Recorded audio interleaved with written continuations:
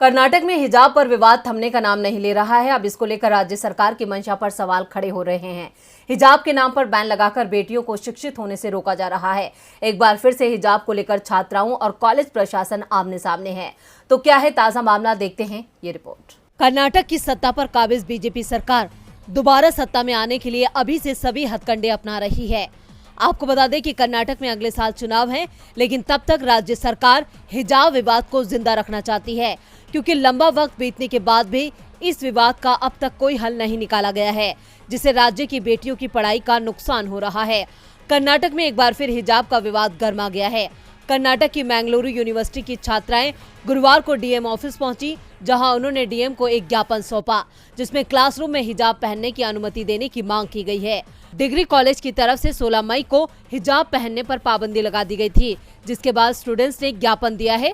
फातिमा नाम की एक छात्रा ने कहा कि कोर्ट के फैसले के बाद कुछ नहीं हुआ, हमने शांति से एग्जाम दिए, लेकिन हमें हाल ही में बिना हिजाब पहने क्लास में आने का एक अनौपचारिक नोट मिला है। हम हाई कोर्ट के आदेश के बाद प्रिंसिपल के पास पहुंचे और उनके साथ बातचीत की कोशिश की। उन्होंने कहा कि वे मदद नहीं कर सकती हैं। कर्नाटक में इस साल जनवरी-फरवरी में हिजाब को लेकर प्रदर्शन हुए थे। उडुपी जिले के सरकारी गर्ल्स पीयू कॉलेज की कुछ छात्राओं ने क्लास लेने से रोकने का आरोप लगाया था। प्रदर्शन के दौरान कुछ छात्राओं ने आरोप लगाया था कि उन्हें हिजाब पहनने पर क्लास में घुसने नहीं दिया गया।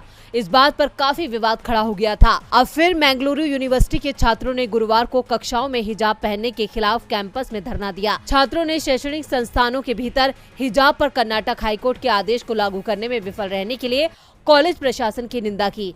आपको बता दें कि कर्नाटक हाईकोर्ट ने 16 मार्च को मुस्लिम छात्राओं की याचिकाओं को खारिज कर दिया था और कोर्ट ने कहा था कि हिजाब पहनना इस्लाम में जरूरी नहीं है।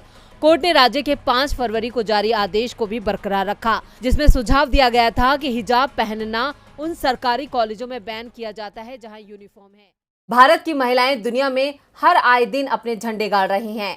हाल ही में निखत जरीन ने मुक्केबाजी की विश्व चैंपियनशिप जीती थी और अब साहित्य के क्षेत्र से एक बड़ी खबर आई है।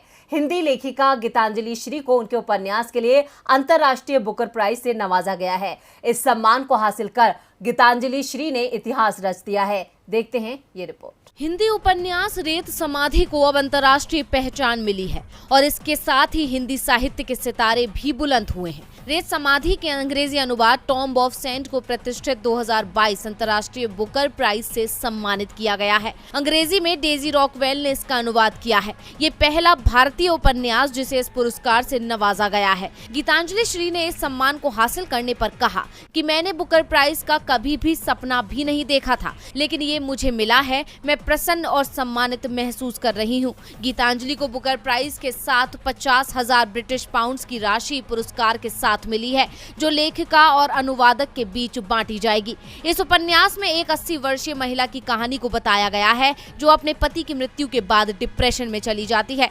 अचानक से वो एक दिन डिप्रेशन से बाहर आ जाती है और अपने अतीत का सामना करने पाकिस्तान पहुंच जाती है, जो बंटवारे के वक्त उसका परिवार वहां छोड़कर आया था। गौरतलब है कि रेत समाधि गीतांजलि श्री का 5वां उपन्यास है। उन्होंने सबसे पहले उपन्यास माई लिखकर लेखन की दुनिया में कदम रखा था। उपन्यास रेत समाधि को हिंदी में राजकमल प्रकाशन की ओर से प्रकाशित